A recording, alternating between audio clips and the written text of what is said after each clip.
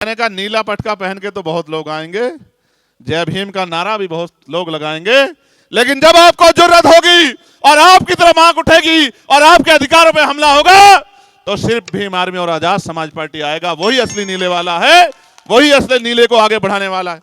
तो मैं बस आपसे कहना चाहता हूं, अब तक आपने सबको मौका दिया, सबका हाथ पकड़ा, सबको आगे बढ़ाया, सबकी आवाज आप बने, सब पे भरोसा किया। एक मौका आपको हमारे इन काम करने वाले साथियों को भी देना चाहिए।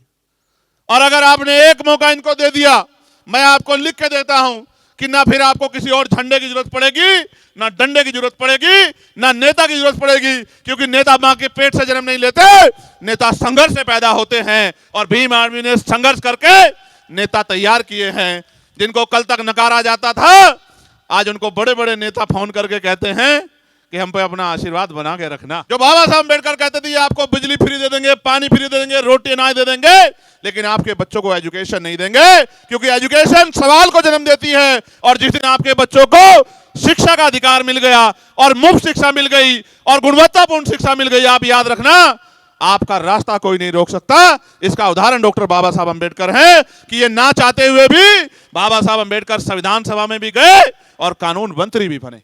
एक हमारा सफाई कर्मचारी भाई जिसका जीवन खत्म हो गया, उसके परिवार के पास हम गए। हमने कहा भाई मोर्चा निकलेगा, अब मोर्चे से बड़ी डरती है सरकार, मोर्चा निकलेगा, घोषणा हुई तो सरकार के लोगों ने बुला दिया। हमने उसको वादा किया कि एक नौकरी दिलाएंगे और 1 करोड़ रुपए दिलाएंगे जो आपका अधिकार बैठता है। सरकार ने उनको नौकरी दे दी चुपचाप और 10 लाख रुपए दे दिए और उससे कहा कि चुप हो जाओ, घर में जाके बैठ जाओ। हमने इनसे कहा कि मोर्चा निकालेंगे चलो, तो बोले वो तो लड़ ही नहीं रहे। तो मैंने कहा क्यों नहीं लड़ रहे हैं? उन्होंने बताया कि ऐसा ऐसा हो गया। तो मैंने कहा बताओ कि अपना 90 लाख रुपए खो दिया उसने। बोले ये मिल गया, ये भी बहुत है, आपके जाने से ये मिल गया। यहीं दिल्ली में नए साल पे एक बेटी को घसीटा गया था, आपको याद होगा, 10-11 किलोमीटर बवाना में। उसके परिवार के साथ जाके उसके ऊपर हुए जुल्म की लड़ाई हम लोगों ने लड़ने का काम किया। तो हमने कोशिश की आपकी आवाज बनने की।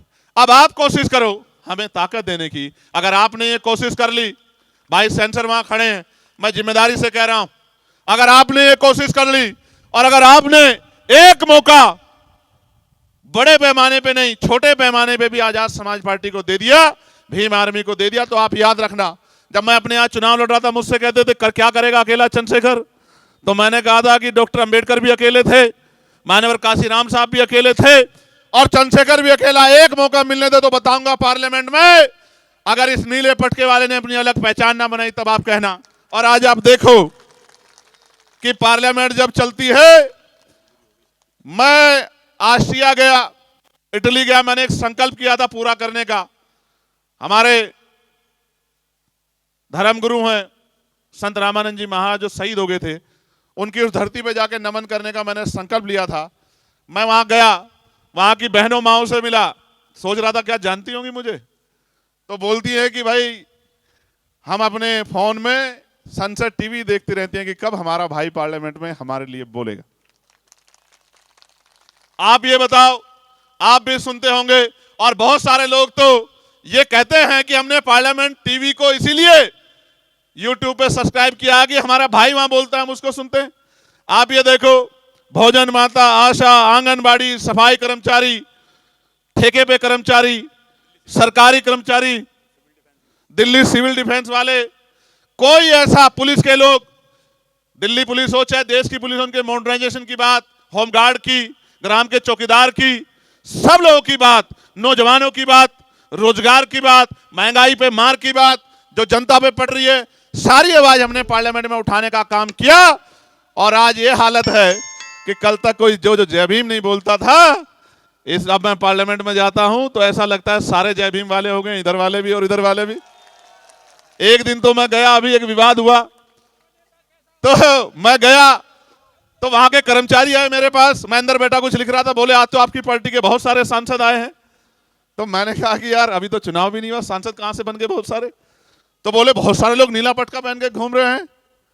तो मैंने कहा नीला पटका पहन के तो बहुत लोग आएंगे, जय भीम का नारा भी बहुत लोग लगाएंगे, लेकिन जब आपको जरूरत होगी और आपकी तरफ आंख उठेगी और आपके अधिकारों पे हमला होगा तो सिर्फ भीम आर्मी और आजाद समाज पार्टी आएगा। वही असली नीले वाला है, वही असली नीले को आगे बढ़ाने वाला है। तो मैं बस आपसे कहना चाहता हूं, अब तक आपने सबको मौका दिया, सबका हाथ पकड़ा, सबको आगे बढ़ाया, सबकी आवाज आप बने, सब पे भरोसा किया। एक मौका आपको हमारे इन काम करने वाले साथियों को भी देना चाहिए। और अगर आपने एक मौका इनको दे दिया, मैं आपको लिख के देता हूं कि ना फिर आपको किसी और झंडे की जरूरत पड़ेगी, ना डंडे की जरूरत पड़ेगी, ना नेता की जरूरत पड़ेगी, क्योंकि नेता मां के पेट से जन्म नहीं लेते, नेता संघर्ष से पैदा होते हैं। और भीम आर्मी ने संघर्ष करके नेता तैयार किए हैं। जिनको कल तक नकारा जाता था, आज उनको बड़े बड़े नेता फोन करके कहते हैं कि हम पे अपना आशीर्वाद बना के रखना। मैं बस आपसे कहना चाहता हूं, अच्छी बात यह है कि मेरे लोकसभा क्षेत्र के भी बहुत सारे लोग जो नगीना छोड़ के आ गए, वो भी मुझे रास्ते में मिले, वो भी यहाँ रहते हैं। अब उन पे तो मुझे भरोसा है कि वो मेरा साथ छोड़ ही नहीं सकते। मैं यहाँ से नगीना के साथियों का भी धन्यवाद देता हूँ। और मैं आपसे ये भी कहना चाहता हूँ बहुत जिम्मेदारी के साथ कि सड़कों की लड़ाई हम लड़ते रहेंगे। इसका उदाहरण यह है कि 1 तारीख को हम भीमा कोरेगांव गए, 2 तारीख को परभनी में जो हिंसा हुई उन हिंसा के परिवारों से मिले, 3 तारीख को बागपत में जो जुल्म हुआ, जिस बच्चे ने पार्लियामेंट के सामने आके सुसाइड कर लिया क्योंकि उसको न्याय नहीं मिल रहा था, वहां की भाजपा सरकार कहती है कि हम सबके साथ सबके विकास की बात करते हैं, लेकिन जब हमारे लोगों पे जुल्म होता है तो विकास भी गायब हो जाता है और सबका साथ भी खत्म हो जाता है। उनको न्याय नहीं मिलता। 3-3 साल पार्लियामेंट के सामने आके उस बच्चे ने अपने आप को आग लगा ली और 70% जल गया और अस्पताल में उसने दम तोड़ दिया। आखिरी लाइन उसकी ये थी कि मेरा भाई मुझको न्याय दिलाएगा।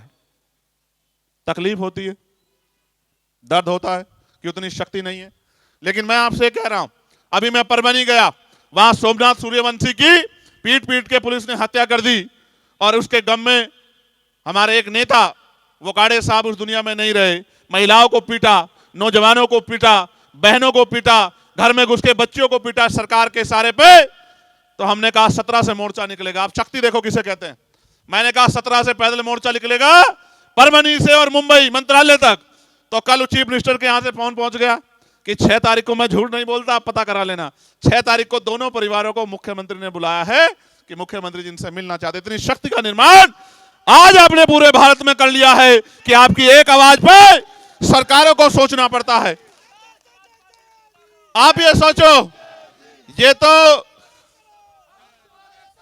तो तब है जब अभी संवैधानिक शक्ति उस पैमाने पे नहीं है।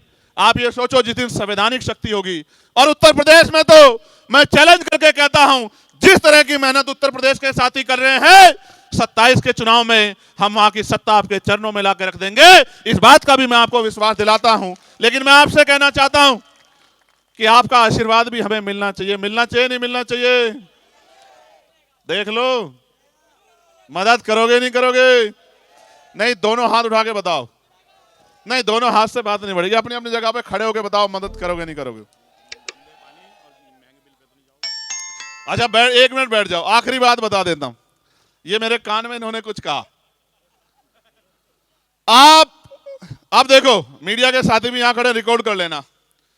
जितनी योजनाएं सारी सरकारें चला रही हैं, दोबारा कह रहा हूं, फ्री बिजली, फ्री पानी, फ्री ये और भी कुछ टैक्सीज, उनकी सारी योजनाएं, और उन योजनाओं पे भी प्लस करके, मैं किसी की योजना ना गिनाता, मैं संवैधानिक शक्ति को समझता हूं। ये जो बजट है ना जो आपके ऊपर लग रहा है, ये बजट आप ही की जेब से गया है टैक्स के रूप में। आपका पैसा आपके ऊपर लगाना कोई बहुत बड़ा काम नहीं। अब तो चुनाव आएगा तो बहुत लोगों की पोल खोलने का काम करेंगे। एमसीडी वाले क्या कर रहे हैं, दिल्ली सरकार वाले क्या कर रहे हैं, बहुत लोगों की बात बताएंगे आपको। लेकिन आप ये सोचो, जितना ये आपको आज कह रहे हैं कि हम देंगे और दे रहे हैं, मैं इससे 4 गुने की गारंटी देता हूं, क्योंकि हमें कोई पैसा घर नहीं लगाना है, अपने घर में नहीं लगाना है। आपके लिए आपका पैसा आप ही के ऊपर लगाना है। तो जो ये दे रहे हैं, इसके 4 गुने की गारंटी मैं आपको देता हूं। मैंने मांग की प्राइम मिनिस्टर से कि उच्च शिक्षा में स्कॉलरशिप मिलनी चाहिए। दिल्ली के मुख्यमंत्री ने पढ़ लिया। उनकी रिसर्च टीम ने अगले दिन उन्होंने कहा, मैं बहुत बड़ी घोषणा बाबा साहब अंबेडकर पे करना चाहता हूं, कल इस समय करूंगा। हमारे साथियों ने कहा कि मुख्यमंत्री जी कोई घोषणा, हमने कहा हमारा चार्ट उठा लो, 12 घोषणा में से एक घोषणा उसमें से ही होगी। तो कहा बाबा साहब अंबेडकर शिक्षा को बड़ा महत्व देते थे, तो उस शिक्षा में हम लोग स्कॉलरशिप देने का काम करेंगे। मगर अब देखो कितने तेज है, गौर से सुनो, वो अपना एडमिशन करवा ले, तो उनको बाकी सारी मदद हम लोग करेंगे। भाई ये बताओ, 12वीं तक की स्कॉलरशिप देके डॉक्टर बना दोगे क्या? इंजीनियर बना दोगे क्या? वकील बना दोगे क्या? जज बना दोगे क्या? क्या बना दोगे? बेवकूफ तो बना सकते, क्योंकि हाई स्कूल इंटर तो हमारा मरा गिरा आदमी भी रूखी सूखी खाके अपने बच्चों को करा ही देता। अगर करना है इस देश में, जो बाबा साहब अम्बेडकर कहते थे आपको बिजली फ्री दे देंगे, पानी फ्री दे देंगे, रोटी अनाज दे देंगे, लेकिन आपके बच्चों को एजुकेशन नहीं देंगे, क्योंकि एजुकेशन सवाल को जन्म देती है। और जिस दिन आपके बच्चों को शिक्षा का अधिकार मिल गया और मुफ्त शिक्षा मिल गई और गुणवत्तापूर्ण शिक्षा मिल गई, आप याद रखना, आपका रास्ता कोई नहीं रोक सकता। इसका उदाहरण डॉक्टर बाबा साहब अम्बेडकर है कि ये ना चाहते हुए भी बाबा साहब अम्बेडकर संविधान सभा में भी गए और कानून मंत्री भी बने। इसलिए मैं आपको कहना चाहता हूं, मैंने पार्लियामेंट में कहा था कि समान शिक्षा पॉलिसी लागू कर दो। मैं सत्ता पक्ष को भी कह रहा हूं, विपक्ष को भी, अगर आप इतने अच्छे हो तो करो समान पॉलिसी लागू। अगर बाबा साहब समान शिक्षा पॉलिसी लागू, अगर बाबा साहब अम्बेडकर को नेता मानते हो, बाबा साहब अम्बेडकर की बात को मानते हो, समान हेल्थ पॉलिसी लागू करो कि गरीबों का इलाज भी, क्या तो सारे प्राइवेट स्कूल अस्पताल गरीबों के लिए भी खुले मुफ्त में, या सबका इलाज सरकारी अस्पताल में हो, और इलाज बेहतर से बेहतर होना चाहिए कि पैसे की कमी कारण किसी की जान ना जाए। होना यह चाहिए कि गरीब के बच्चे को एजुकेशन वो कभी तक ले, गुणवत्तापूर्ण एजुकेशन, और वो इतने कम दामों में मिलनी चाहिए किसी की जेब ना कटे। हमने तो देखा अपनी आंख से कि बड़े स्कूलों में, प्राइवेट में हमारे लोग हिम्मत करके भेजते हैं। मेरी माएं पेट पे कपड़ा बांध लेती हैं, एक टाइम का भोजन काट के अपने बच्चों को पढ़ाती, क्योंकि बाबा साहब क्या कह गए थे। लेकिन सच ये है कि ये सारे काम आपके आसान हो सकते हैं अगर आप अपनी राजनीतिक ताकत बना लो। मैं ये महसूस करता हूं, आप सब कुछ सीखे बाबा साहब से, बस ये अपनी उंगली का सही प्रयोग करना नहीं सीख पर, जो सबसे आसान काम है। इस उंगली का सही प्रयोग करना सीख लो, आपके बच्चों के और आपके तरक्की के रास्ते खुलने में बहुत देर नहीं लगेगी।